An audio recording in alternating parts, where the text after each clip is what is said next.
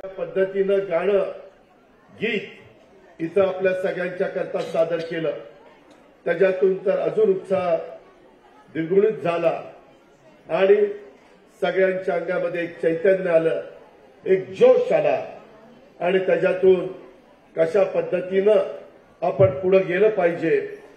एकंदरीतच हे सगळं काम करत असताना महिलांचा मान सन्मान प्रतिष्ठा प्राप्त करून देण्याचं काम सातत्याने राष्ट्रवादी काँग्रेस पक्षाने केलेलं आहे। आता तर पुढच्या 2029च्या निवडणुकीमध्ये ज्याचा उल्लेख भुजबळ साहेबांनी केला की लोकसभेचे पण सभासद आणि विधानसभेचे पण सभासद सदस्य हे बरेचसे महिला त्या ठिकाणी निवडून येणार आहेत। महिलांना एकंदरीतच मी आपल्या सगळ्यांचं इथं स्वागत करत असताना त्यामध्ये जानेवारी महिन्यामध्ये तुम्हाला आठवत असेल खऱ्या अर्थानं मातृवंदनेचा हा महिना म्हणून ओळखला जातो। कारण का तर याच महिन्यात स्त्रियांच्या शिक्षणाची ज्योत लावणाऱ्या ज्ञानज्योती सावित्रीबाई फुलेंची जयंती 3 जानेवारीला आपण सगळ्यांनी साजरी केली आणि त्याचबरोबर स्वराज्याची प्रेरणा देणाऱ्या जिजाऊ माँसाहेबांची जयंती आपण 12 तारखेला 12 जानेवारीला त्या ठिकाणी साजरी केलेली आहे। महाराष्ट्राच्या मातीला राजमाता जिजाऊ माँसाहेबांच्या राष्ट्रवादाचा, महाराणी ताराराणीच्या शौर्याचा, क्रांती ज्योती सावित्रीबाईंच्या सत्यशोधक विचारांचा, पुण्यश्लोक अहिल्यादेवींच्या दैदिप्यमान कर्तृत्वाचा वारसा त्या ठिकाणी लाभलेला आहे। या सर्व मातृशक्तीला मी आपल्या सगळ्यांच्या साक्षीनं त्रिवार वंदन त्या ठिकाणी करतो। आज हे सगळं काम करत असताना आपल्याला खूप मोठा पल्ला गाठायचा आहे।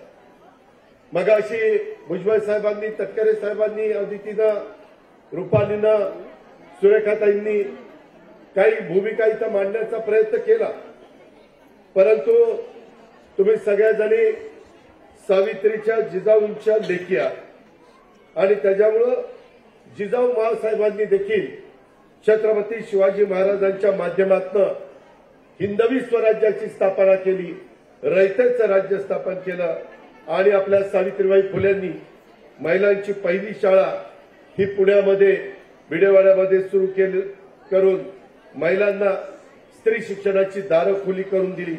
महाराणी ताराबाईंचा शौर्याचा इतिहास हा त्यांनी घडवला आणि त्या इतिहासाची अनेकांना प्रेरणा घेऊन आपण पुढे गेलं पाहिजे। मगाशी अवधूतने जे काही गीत तुमच्या सगळ्यांच्या समोर सादर केलं मी फार बारकाईने ऐकत होतो, भुजबळ साहेब ऐकत होते।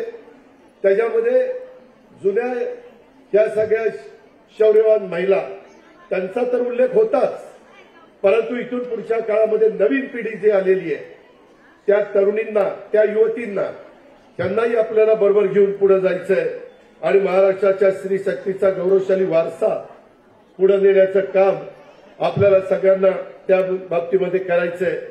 राज्यातल्या स्त्री शक्तीनं अनेक शतकं समर्थपणे केलेले आहेत, याचा आपल्याला सगळ्यांना रास्त अभिमान आहे। शेती असेल, शिक्षण असेल, उद्योग, व्यापार, कला, क्रीडा, विज्ञान, तंत्रज्ञान, संशोधन, संरक्षण अशा अनेक क्षेत्रामध्ये आपल्या महाराष्ट्राच्या कन्या आपलं कर्तृत्व सिद्ध करतायत। मी गेल्याच महिन्यामध्ये आम्ही सगळेजण विधानसभेच्या अधिवेशनाच्या निमित्तानं नागपूरला होतो, विधिमंडळाचं अधिवेशन होतं आणि मी शनिवार रविवार त्याच भागात होतो, कधी अमरावतीला जात होतो, कधी गडचिरोलीला जात होतो, वेगवेगळ्या भागामध्ये तिथं जात होतो। मी तिथं गडचिरोलीला गेलो, तिथं दौऱ्यावर गेल्यानंतर अक्षरशः दुर्गम भाग, नक्षलवादी वेगवेगळ्या घटना तिथं मागच्या काळामध्ये अनेकदा घडलेल्या, परंतु त्या भागातल्या मुली, आदिवासी समाजाच्या मुली, अतिशय तरुण मुली आणि त्या वोल्वो मोठे ट्रक असतात, भरपूर त्याच्यामध्ये खनिज भरलेलं असतं, ते वोल्वो मुली अतिशय मोठ्या गाड्या आत्मविश्वासाने चालवताना मला पाहायला मिळाल्या आणि मी त्यांना विचारलं, ते म्हणले दादा याच्या आधी आम्हाला कुठं रोजगार नव्हता, आम्हाला आता 30,000 रुपये महिना पगार मिळतोय, आम्हाला अतिशय व्यवस्थितपणे त्या ठिकाणी मदत होतीये आम्हाला कुठली अडचण राहिलेली नाहीये. आता आम्ही प्रत्येक जण मोटरसायकल घेऊन नोकरीला त्या ठिकाणी येत असतो. 8 तासाची ड्युटी उत्तम पद्धतीने काम करतात. मी माझ्या आजपर्यंतच्या राजकीय जीवनामध्ये सामाजिक क्षेत्रामध्ये काम करत असताना बघितलं, एसटी महामंडळामध्ये देखील तुम्ही बेस घ्या किंवा कुठलेही एसटी महामंडळ आपलं घ्या, कंडक्टर आता महिला नाहीये, तर काही महिला चालक सुद्धा झालेल्या आहेत. याचा आपल्या सर्वांना अभिमान आहे. अनेकदा आम्हाला विमानातनं जाण्याची संधी मिळते. एकनाथराव शिंदे असतील, मी असेल, देवेंद्रजी असतील, बाकीचे आमचे सहकारी असतील, कामाच्या निमित्तानं लवकर तिथं पोचायचं असतं. विमानाने हेलिकॉप्टरने जात असताना बऱ्याचदा 2 पायलट असतात, त्याच्यातली एक महिला पायलट असते, कधी कधी दोघी पायलट महिला असतात. आणि आम्ही ज्यावेळेस विमानामध्ये बसतो आणि विमान अतिशय व्यवस्थित लँड झालं की समजावं दोघी महिला आज पायलट आहे. इतक्या व्यवस्थितपणे ते काम करतात. महिलांची एक पद्धत आहे, एक रीत आहे, एक त्यांचा स्वभाव आहे. जे काम करायचं ते चोख करायचं. त्याच्यामध्ये कुठेही मी मगाशी बघत होतो, मलाही स्वच्छतेचा खूप अभिमान आहे, आदर आहे. इथं काही कागद बिगद पडली होती, राजलक्ष्मीताई गेल्या, निम्मी कागद उचलली आणि बाजूला ठेवून टाकली. 2-4 कागद तिथं पडली होती, रुपाली उठली, तिनं तिथली कागद उचलली. आमच्या पुरुषापैकी एकही गडी उठला. शेवटी कुठलंही काम असू द्या, तिथं महिलाच पुढे येतात, हे निर्विवादपणे मान्य केलं पाहिजे. मला आठवतंय, भुजबळ साहेबांना पण आठवत असेल, आम्ही ज्यावेळेस महिलांचं बिल पास केलं, रात्री 2-3 वाजेपर्यंत सभागृहामध्ये थांबलो होतो आणि 3 वाजता बिल पास झालं. आणि मग आपल्याला 33% महिला मिळाल्या. 92च्या साली स्थानिक स्वराज्य संस्थांच्या मध्ये आम्हाला वेगवेगळ्या घरात जावं लागायचं. अहो, इथं आता महिला आरक्षण पडले, आम्हाला तुमच्या घरातली महिला द्या. पुरुष मंडळी म्हणायची नाही, आम्हाला तिकीट पाहिजे, तिला नाही द्यायचं. परंतु आता 50% पेक्षा जास्त, म्हणजे 221 जागा असतील तर त्याच्यामध्ये जवळपास 111 माझ्या महिला असतात आणि 110 पुरुष असतात. ही आज परिस्थिती आहे आणि उत्तम पद्धतीनं काम करतात. महापौर म्हणून, नगराध्यक्ष म्हणून, पंचायत समितीचे सभापती, जिल्हा परिषद सुरेखाच्या इथं बसल्यात, जिल्हा परिषदेचे अध्यक्ष म्हणून त्यांनी उत्तम काम केलं. अनेक महिलांना कामाची संधी दिल्यानंतर ते चांगल्या पद्धतीने काम करू शकतात. आज प्रत्येक क्षेत्रामध्ये पुरुषांच्या बरोबरीनं महिला किंवा काकणभर सरसच काम करत असताना दिसतात. महिलांना संधी मिळाली की ते त्याचं सोनं करतात. हा इतिहास आहे, वर्तमान आहे, भविष्य सुद्धा आहे. आणि यात माझ्या मनात तर कोणतीही शंका नाही, कारण त्यांच्या पाठीशी मा जिजाऊ ज्ञानज्योती सावित्रीचा वारसा आहे. ही गोष्ट कुणाला आपल्याला नाकारता येणार नाही. एकंदरीतच महिला सशक्तीकरणाच्यासाठी राष्ट्रवादी काँग्रेस पक्ष नेहमीच आग्रही राहिला. आज इथं आदिती आहे, महिलांचं पहिलं धोरण आलं, दुसरं आलं, तिसरं आलं, बराच काळ गेला. त्याच्यामध्ये नवीन काही समस्या होत्या, काही प्रश्न राहून गेलेले होते. आदिती सतत मला म्हणायची की दादा तुम्ही महिला बाल विकास हे खातं मला दिले, मग माझ्याकडनं विकास झाला पाहिजे, त्याच्याबद्दल महिला धोरण मला आणायला तुम्ही मुख्यमंत्री, उपमुख्यमंत्री, मंत्रिमंडळाला सांगितलं पाहिजे. आणि तशा पद्धतीनं तिनंही त्याच्यामध्ये अभ्यास केला. तुमच्यासारख्या महिलांना देखील तिनं विश्वासामध्ये घेतलं. काय केलं पाहिजे, भौगोलिक परिस्थिती वेगळी आहे. माझ्या ठाण्याची, नंदुरबारची, धुळ्याची, गडचिरोली आणि तिकडं चंद्रपूर त्या भागामध्ये असणाऱ्या माझ्या आदिवासी महिलांची परिस्थिती वेगळी आहे. माझ्या नाशिकच्या परिसरातल्यांची वेगळी आहे, पश्चिम महाराष्ट्राची वेगळी आहे, कोकणातली वेगळी आहे. आणि त्याच्यामुळं एखादं महिला धोरण आणत असताना कोणत्याही बाबतीमध्ये कुठली त्रुटी राहता कामा नये, अशा प्रकारचा फार बारकाईनं अभ्यास आमच्या मुलीनं म्हणजेच आदितीनं त्या ठिकाणी केला. आणि अतिशय चांगल्या प्रकारचं हे महिला धोरण त्याच्यामध्ये आणलेलं आपण सगळेजण पाहतोय. राज्यातल्या महिला मुलींचं सशक्तीकरण करणं हाच आपल्या राष्ट्रवादी काँग्रेस पक्षाचा अजेंडा राहिलेला आहे आणि इथून पुढे देखील राहणार आहे. या गोष्टीचा आपण सगळेजण अभिमान बाळगला पाहिजे. मी मागच सांगितलं, माझ्याकडे अर्थ मंत्रालय, महिला भगिनींनो तुम्हाला आश्चर्य वाटेल, मी 6 लाख कोटीचं बजेट त्या राज्याच्या करता सादर करत असतो. किती? 6 लाख कोटी. आता तर पुढच्या वेळेस कदाचित त्याच्यात अजून वाढच होईल, कारण दरवर्षी वाढ होते. 2 लाख कोटी तर जीएसटी डिपार्टमेंट जे माझ्याकडे अर्थ विभागाच्या अंडर, तोच जीएसटी डिपार्टमेंट उत्पन्नाच्या कराच्या रूपाने राज्य शासनाच्या तिजोरीमध्ये कर टाकत असतं. आणि मग हे सगळं काम करत असताना अनेक समस्या आहेत, अनेक प्रश्न आहेत, नवीन नवीन रोज काही ना काही घडतं, त्याच्यातून मार्ग काढायचा असतो. कायदा सुव्यवस्था चांगली ठेवायची असते. महिलांना कुठेही रात्री अपरात्री फिरायची जायची वेळ आली तर तिला तिथं सुरक्षित वाटलं पाहिजे. तिथं कुठेही अन्याय अत्याचार होता कामा नये, तिथं कुठेही वेडीवाकडे प्रकार होता कामा नये, याकरता सतत आपण लक्ष देत असतो. त्याकरता काही कायदे केले. दुर्दैवाने अजून त्या कायद्याला आपल्याला केंद्रातनं म्हणजेच राष्ट्रपती महोदयांची संमती मिळालेली नाहीये. एकदा आधी आपल्याला दिल्लीला जावं लागेल आणि राष्ट्रपती महोदया देखील आज महिला आहे, त्यांना सांगावं लागेल की महिलांच्या भल्याकरता हे आपण बिल आणलेलं आहे आणि त्याला मान्यता त्या ठिकाणी द्या.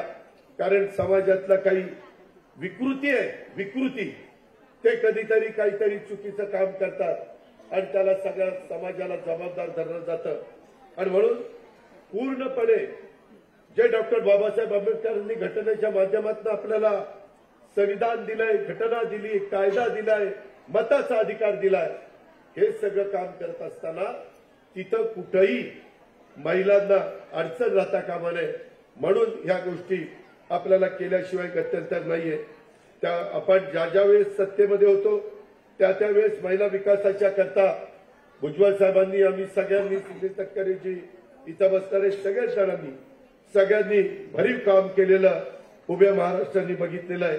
महाविकास आघाडीच्या सरकारमध्ये असताना देखील आम्ही आग्रहपूर्वक महिला आणि बालकांच्या सुरक्षिततेसाठी आपण महत्वाचा शक्ती कायदा मंजूर त्या ठिकाणी केला. काही जण त्या शेजारच्या राज्यामध्ये गेले, आंध्र प्रदेशमध्ये, काय तिथं कायदा आहे, कशा पद्धतीनं आहे, त्याच्यात अजून काय आपण बदल केले पाहिजे, कशाचा अंतर्भाव केला पाहिजे. आणि म्हणून या पद्धतीनं आपण सगळेजण जातो. आज आम्ही महायुतीमध्ये सगळे आम्ही काम करतोय. आपल्याला या देशाचं तिसऱ्यांदा पंतप्रधान म्हणून नरेंद्र मोदी साहेबांना तिथं बसवायचंय. त्याकरता तुमच्या सगळ्यांची साथ पाहिजे. मगाशी बोलत असताना सांगितलं, 5 राज्यांच्या ज्या निवडणुका झाल्या तिथं जे निकाल लागले, ती राज्य भाजपच्या ताब्यामध्ये येण्याचं कारण, निव्वळ एनडीएचं सरकार येण्याचं कारण, तिथं महिला उत्स्फूर्तपणे बाहेर पडल्या आणि त्यांनी मतदान केलं आणि त्या बाबतीमध्ये राजस्थान, मध्य प्रदेश, छत्तीसगड इथं तो निकाल आपल्याला पाहायला मिळाला. उद्याच्याला लोकसभेच्या निवडणुका लवकरच येणार. आपण सगळेजण मिळून त्या लढवणार आहोत, महायुती लढवणार आहोत. जागा कुठल्या कशा वाटप करायच्या त्याबद्दल वरिष्ठ पातळीवर आम्ही निर्णय घेऊ.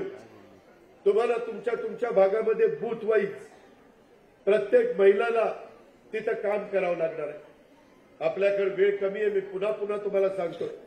कारण बघता बघता 23 साल गेलं, 24 साल आलं, 24 सालातले जवळपास 18 दिवस गेले. फेब्रुवारी महिना संपला की आचारसंहिता लागेल. आचारसंहिता लागलं की सगळं वारं निवडणुकीचं व्हायला लागेल. त्याच्यातून वेगवेगळे मेळावे महायुतीचे होत आहेत.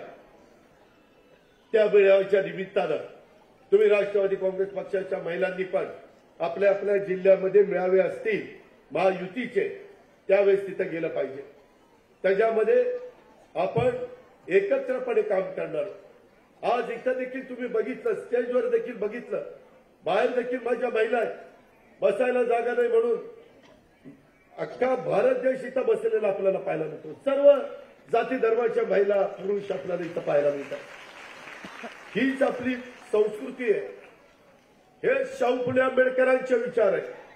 हेच युगपुरुष छत्रपती शिवाजी महाराजांचा वारसा आहे आणि त्याच रस्त्याने आपल्याला जायचं आहे. कुठेही आपण कुठल्याही घटकाला तिथं अडचण येऊन देणार नाही.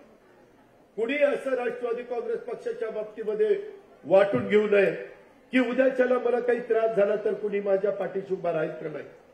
कुठल्याही घटकाने, अल्पसंख्याक असेल, आदिवासी असेल, मागासवर्गीय असेल, बहुजन समाजाचा असेल किंवा इतर मागासवर्गीय समाजाचा असेल, मला सगळ्यांना या महिला निर्धार मेळाव्याच्या निमित्तानं तमाम महिलांनाही सांगायचंय, महाराष्ट्रातल्या चांद्यापासून बांध्यापर्यंत सगळ्या जनतेला सांगायचंय, बाबांनो काळजी करू नका.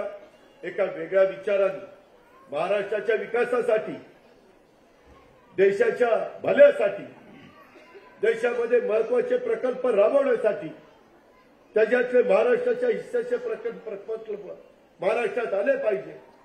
मग ते रेल्वेचे असतील, ते विमानतळाचे असतील, ते रस्त्याचे असतील. परवा आम्ही सगळ्यांनी पंतप्रधानांच्या शुभ हस्ते तिकडे नावाशेवा शिवडी ब्रिज 22,000 कोटीचा ब्रिज आहे, 21 किलोमीटर 22 किलोमीटर लांबीचा. अशा पद्धतीची कामं आपल्याला महाराष्ट्रामध्ये करायची. ते केल्याशिवाय आपल्याला गत्यंतर नाही. माझ्या काळ्याची सेवा करणाऱ्या, माझ्या शेतकऱ्याला तिथं काम करणाऱ्या माझ्या भगिनीला तिथंही आपल्याला समाधान करायचंय. त्याकरता कधी काही गोष्टी घडतात. मधी दुधाचा धंदा अडचणीत आला, आम्ही 5 रुपये लिटरला तिथं डायरेक्ट त्या महिला जर दूध सोसायटीला दूध घालत असेल तर महिलाच्या अकाउंटला किंवा पुरुष घालत असेल तर पुरुषाच्या अकाउंटला ते पैसे देण्याचं काम केलेलं आहे. का तर दुधाचा धंदा जगला पाहिजे, टिकला पाहिजे. माझ्या महिलांना 10-15 दिवसाला 2 पैसे त्याच्यात मिळतात. कांद्याच्या बाबतीमध्ये आम्ही भुजबळ साहेबांनी लक्ष घातलेलं आहे, सरकारने त्याच्यामध्ये लक्ष घातलेलं आहे. परवाच पंतप्रधानांशी आम्ही बोललेलो. वेगवेगळे प्रसंग येतात. सोयाबीनचा प्रश्न आहे, कापसाचा प्रश्न आहे, कधी अवकाळी पाऊस येतो, काही भागामध्ये दुष्काळ पडण्याची शक्यता आहे. ऑलरेडी काही ठिकाणी पडलेला आहे.